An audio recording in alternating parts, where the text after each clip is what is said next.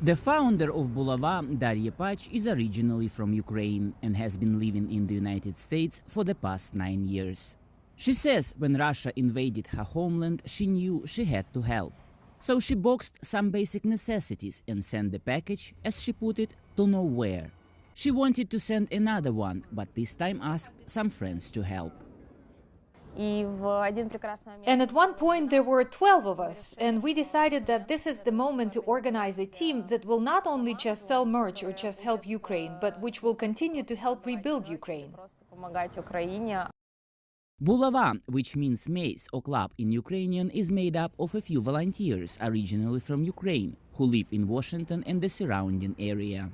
Most are young professionals, a nurse, an entrepreneur, a photographer, an IT specialist. Each Wednesday they hold a fair where they sell products with Ukrainian symbols. Many designs are inspired by the drawings of Ukrainian children.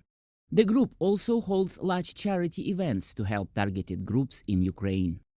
We do work with a few nonprofits and few organizations in Ukraine, as far also with a lot of volunteers.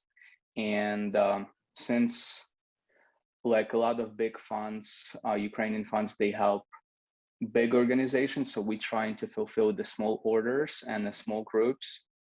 So far, Bulava has collected $38,000 in cash, as well as medicines, personal protective equipment, baby food, and more than $80,000 worth of clothes. The medications are handled by a head nurse at a Washington area hospital. Ekaterina Kashlaba has garnered help from hospitals, pharmaceutical companies, and doctors in private practices. I, in principle, accept different orders from hospitals in Ukraine. We filter them. I'm looking at what's possible, what's impossible to get here. For example, we had a request from the cancer center in Mykolaiv. We were able to get them what's called bone marrow biopsy kits.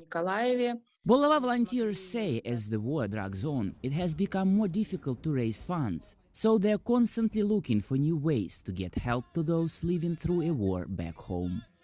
Maxim Moskalko for VOA News, Washington.